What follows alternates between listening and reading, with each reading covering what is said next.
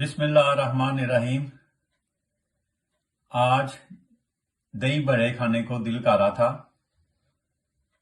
तो मैंने वाइफ से कहा भी आज दही बड़े बनाओ, जो पिछले लॉकडाउन में बनाए थे। तो देखते हैं किस तरह के बने हैं। ये दही बड़े हैं, ये साथ बूंदी वाला दही है, इसमें खुद बूंदी बनाई गई है बेसन की, और ये चटनियाँ हैं, सब्ज मिर्च है, पापड़ी और बूंदी है, चाट मसाला, थोड़ी सी मिर्च, टमाटर, 2 किस्म के प्याज, आलू उबाल के उनको छोटा छोटा किया गया है, साथ दही है, और ये चने हैं। नॉर्मल होते नहीं है इसमें दही बड़े में, लेकिन ये है कि कईयों को अच्छे लगते हैं तो आप डाल सकते हैं। तो इनकी एक प्लेट बना के देखते हैं कि किस तरह की बनती है। ये जो स्पेशल चीज़ है, ये इमली की मीठी चटनी है। अगर ये ना हो तो दही बड़ों का स्वाद नहीं आता। तेनों अही हुण पंजाबी च लेने आ कि दही भल्ले ਜਿਹੜੇ ਆ, बल्कि दही भल्ले ਜਿਹੜੇ ਆ, ਇਹ ਕਿਦਾਂ ਬਣਾਏ ਜਾਂਦੇ ਆ ਤੇ ਕਿਦਾਂ ਖਾਦੇ ਜਾਂਦੇ ਆ। ਆ ਇੱਕ ਪਲੇਟ ਤਿਆਰ ਕੀਤੀ ਆ ਤੇ ਹੁਣ ਇੱਕ ਨਵੀਂ ਪਲੇਟ ਜਿਹੜੀ ਆ ਉਹ ਤਿਆਰ ਕਰਾਂਗੇ। ਲੋ ਜੀ, ਬਣਾਓ ਹਾਂ ਇੱਕ ਪਲੇਟ। ਸਭ ਤੋਂ ਪਹਿਲਾਂ ਤੁਸੀਂ ਦਹੀਂ ਜਿਹੜਾ ਜਿਹਦੇ ਚ ਬੂੰਦੀ ਪਈ ਹੋਈ ਆ ਉਹਨੂੰ ਪਲੇਟ 'ਚ ਪਾਉਣਾ ਜੀ। ਉਸ ਤੋਂ ਬਾਅਦ 1 ਜਾਂ 2 ਭੱਲੇ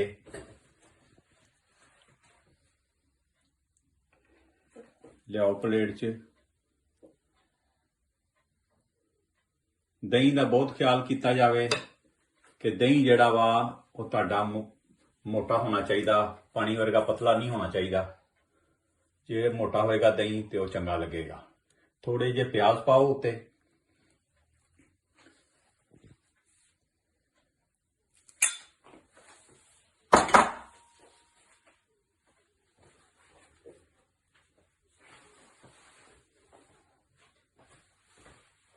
और प्याज पै गए ने, थोड़ी जी हरी मिर्च पई है उत्ते, थोड़ी तो नहीं है, ये तो खैर बहुत ही है। आज थोड़ी जी पापड़ी ते नाल बूंदी आ, जिहदे नाल जरा स्वाद होर हो जांदा वा।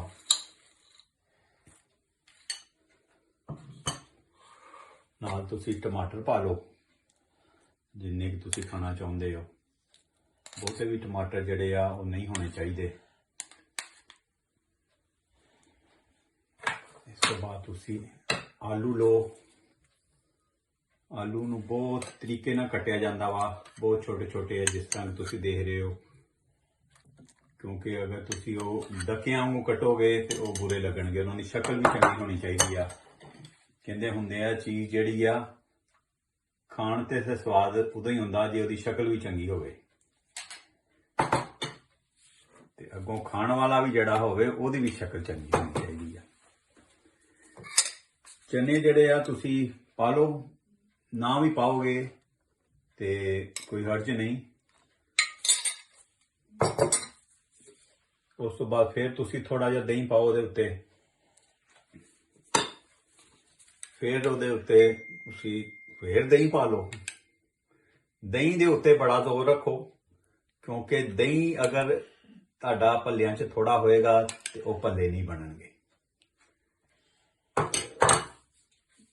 अगर तुसी ਇਹਦੇ ਨਾਲ आ थोड़ी जी मिर्च पा लो, बहुत थोड़ी जी, ओए होए होए होए, फिर ਤੁਹਾਡੇ पटाके ही निकल जाएंगे। चाट मसाला पा सकते हो थोड़ा जिहा तुसी। उस तो बाद तुसी जिहड़ा ना वो जिहड़ी चटनी है ना, मीठी चटनी, वो जरूर पाओ ताकि ਖੱਟੇ ਮਿੱਠੇ ਜਿਹੜੇ ਆ ਤੁਹਾਡੇ ਭੱਲੇ ਤਿਆਰ ਹੋ ਜਾਣ। ਤੇ ਅਗਰ ਤੁਹਾਨੂੰ ਪਹਿਲਾਂ ਐਡੀ ਪਲੇਟ ਬਣਾਓ, ਜੇ ਇਹ ਚੰਗੀ ਲੱਗ ਜਾਵੇ ਤੇ ਫਿਰ ਜਿੱਡੀ ਮੈਂ ਖਾਣੀ ਆ ਨਾ, ਉਹ ਉਹ ਫਿਰ ਐਡੀ ਤੁਸੀਂ ਬਣਾ ਲਓ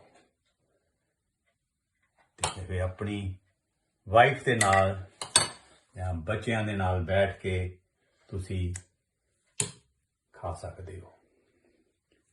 ਅਗਰ ਤੁਹਾਡੇ ਕੋਲ ਬਹੁਤੇ ਬਣ ਗਏ ਆ ਤੇ ਤੁਸੀਂ ਕਿਸੇ ਹੋਰ ਨੂੰ ਵੀ ਬੁਲਾ ਲਓ, ਲੇਕਿਨ ਕਰੋਨੇ ਦੀ ਵਜ੍ਹਾ ਤੋਂ ਤੁਸੀਂ ਕਿਸੇ ਨੂੰ ਬੁਲਾ ਨਹੀਂ ਸਕਦੇ, ਇਹ ਤੁਹਾਨੂੰ ਖੁਦ ਹੀ ਖਾਣੇ ਪੈਣੇ ਆ।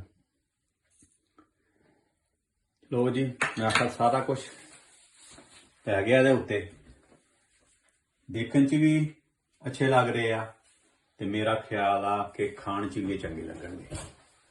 ਲੋ ਜੀ, ਇੱਕ ਦਫਾ ਫਿਰ ਸਾਰਿਆਂ ਦੇ ਉੱਤੇ ਕੈਮਰਾ ਮਾਰ ਦਈਏ ਤੇ ਫਿਰ ਖਾਣ ਵਾਲੇ